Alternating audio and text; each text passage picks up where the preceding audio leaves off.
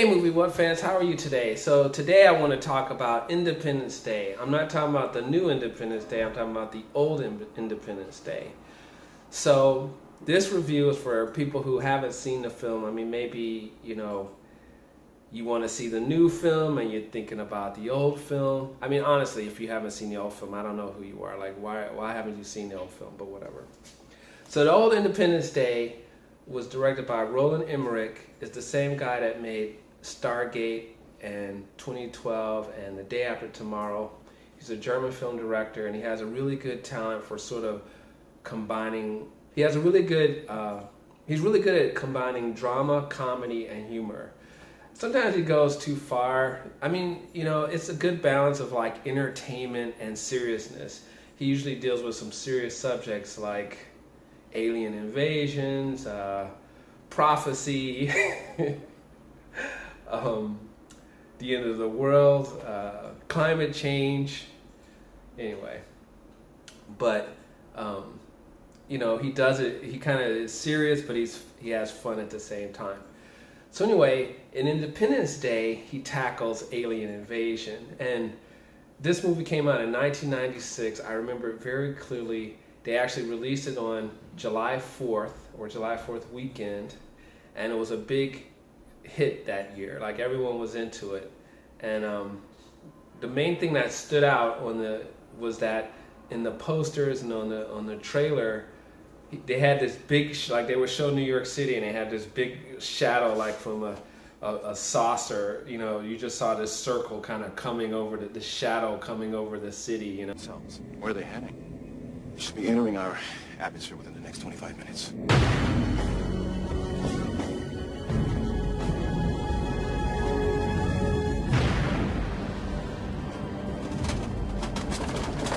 Earthquake?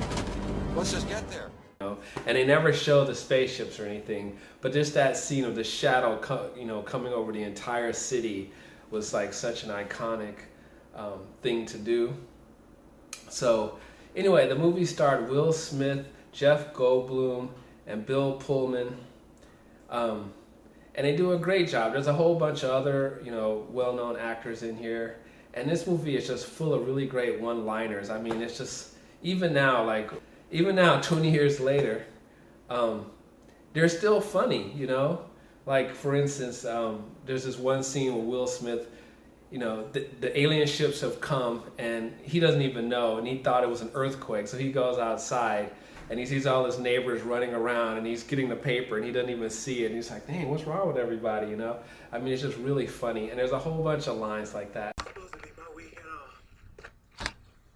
Dude, you got me out here dragging your heavy ass through the burning desert with your dreadlocks sticking out the back of my parachute. You gotta come down here with an attitude, packing all big and bad. And what the hell is that smell?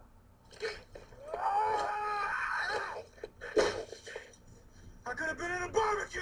But I ain't mad. All right.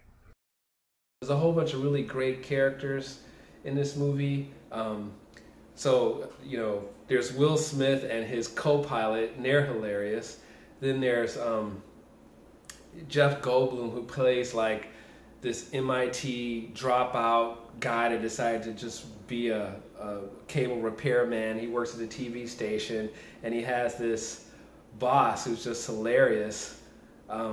So that they're funny. And then there's this ex-Vietnam pilot who's a crop duster pilot now, and he's an alcoholic, and he lives in an RV with his kids who all are kind of disgusted with him, and he's hilarious.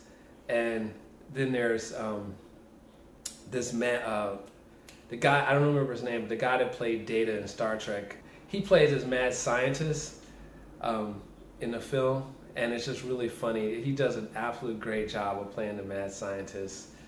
So one of the things I really like about this film is like they just, there were some parts I don't like, and there's some parts I like. But the part I like is that they really did a good job of designing the aliens, so that they really look like aliens and how you think aliens might look, And they actually take it a step further, which I'm not going to reveal right now.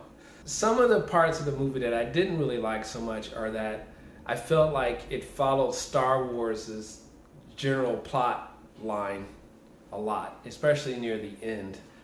They almost plot point to plot point, you know, as far as you know, the scene where the Death Star is coming on Yavin and they're about to destroy the Rebel base and they got to destroy the Death Star first. Like, it was kind of like that. But it's still fun. It's still good. You know, no one's going to notice that. You know, I guess that formula works, right? Because they did the same thing in The Force Awakens. They just copied it exactly, you know. Hey, the movie is still fun today. So if you're looking for a really fun family film, you know, this will work. And to me, I kind of put it on the same level as Armageddon. That's another classic sci-fi film that I really feel is a good balance of entertainment and realism. So yeah, check it out before you go see the new one. And I'll be doing a review on Independence Day 2 once I see it. That's all I can say. I would just highly recommend Independence Day. It's definitely one of my top favorite sci-fi films of all time. All right, well, that's it. Let me know what you think in the comments. Don't forget to subscribe and don't forget to tell your friends. Police and the fire departments are asking. It is morning. Stay off the phone.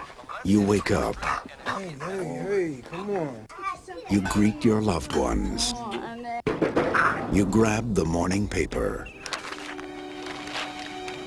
And although it seems like any ordinary day, it isn't. For one extraordinary reason.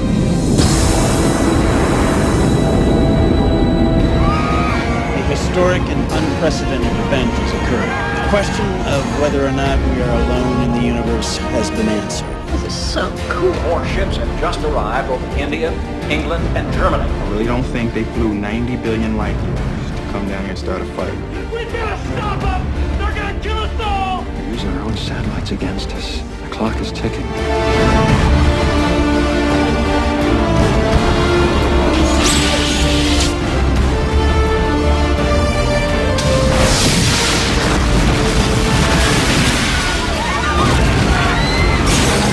Launch a counteroffensive with a full nuclear strike. Over American soil. If we don't strike soon, there may not be much of an America left to defend. Being exterminated. Kick the tires and light the fire.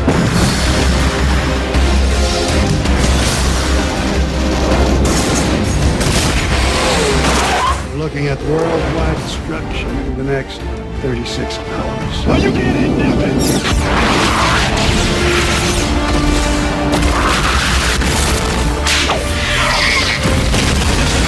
Fast enough, get him out of there! Should we win the day, the 4th of July will no longer be known as an American holiday, but as the day when the world declared in one voice, we will not go quietly into the night, we will not vanish without a fight, we're going to live on, we're going to survive. Today, we celebrate our Independence Day.